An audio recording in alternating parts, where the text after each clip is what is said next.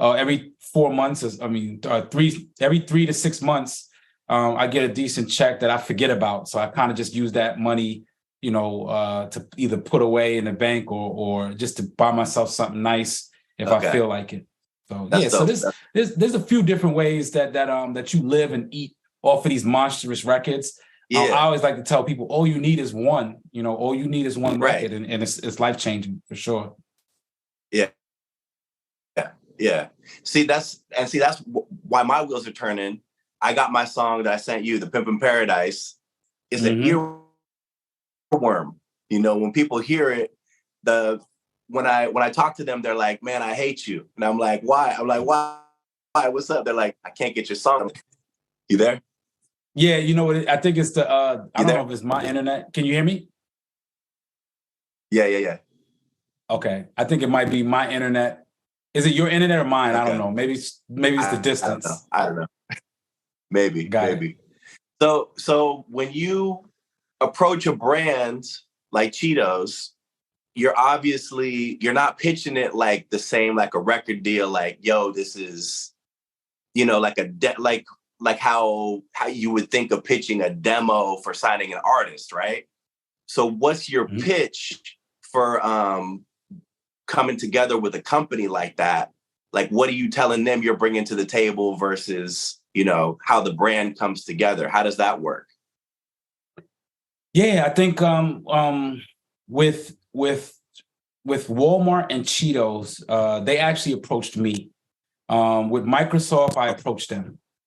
So with Microsoft, it was earlier on in my career, and my original goal with them was to create a record label, believe it or not. So this is before I signed my deal. I met up with, they had what they called the Zune player. They were launching, it was like the iPod killer, they would call it. Never really materialized into anything big, but when they were launching that player, we did a campaign with them with it, and it was a pretty big one.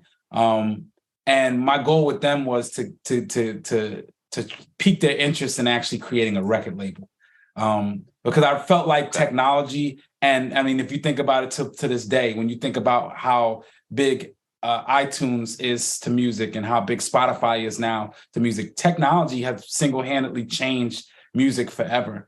And back then I kind of knew it. So like, I was like, yo, Microsoft, you guys have the bandwidth. Yeah, maybe you don't have the inner vertical, like of musician, people in the music industry, but you have everything that's necessary to create a record label. So that's how the conversation started. And then it was like, well, let's just figure out if we can do something together. And then we ended up doing that campaign. With Walmart and with Cheetos, which this is a beautiful thing though, is they approached me. And I think that this shows, and I say this to artists out there, whenever you create a record and you create something out of nothing, you're creating what we call intellectual property, right? Intellectual property or IP. So You're actually creating something you can own. And in most cases, and this is why it's difficult when I hear about people selling their catalogs, is you own this forever. You can pass this down from, you to your children's children, relatives, whatever. And the beauty about IP is that you just don't know when someone's going to want to do something with it, right? So I can get a call tomorrow from someone who says, hey, here's $1 million.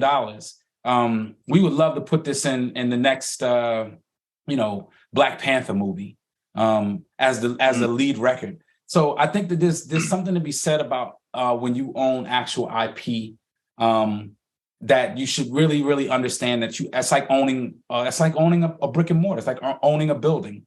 And I don't know, there's going to be companies that if you have music that you have to approach, right? There's going to be times you got to pitch your music.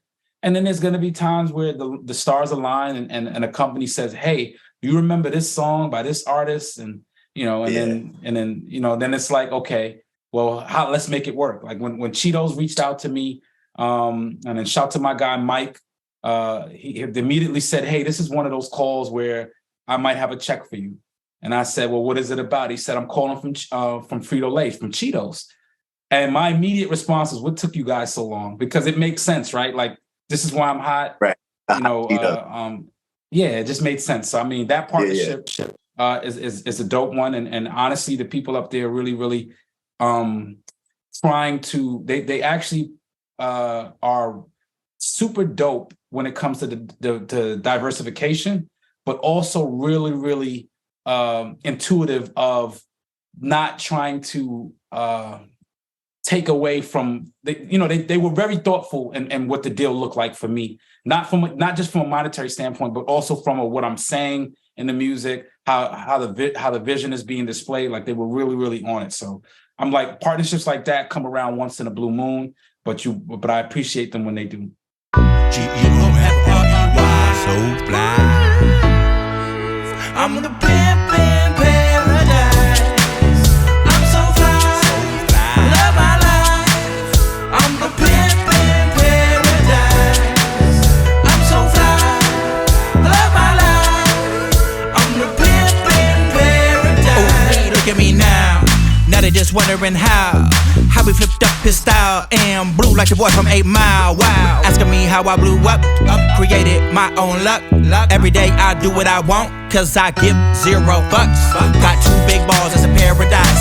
Living my life in paradise. Playing for life, not with the married life. I'm Superman, that be kryptonite. Getting platinum, straight pimpin'. On the beach, eating barbecue shrimpin'. I'm one of a kind, you know the rarest type. I'm the pimpin' in paradise. Love my life. I'm the pimp in paradise. I'm so fly. Love my life. I'm the pimp in paradise. Only good vibes. We hate them goodbyes. Watch the sunset in the sky. We on a natural high. No lie. Never wanna see you cry. We only get one life. Let's make some memories together tonight. La-da-da-da. At the full moon party, getting naughty with a hottie, cause pimpin' is my hobby. Ooh, yeah, that's right. Now raise your hands real high and go and say it with me. I'm the pimp in paradise.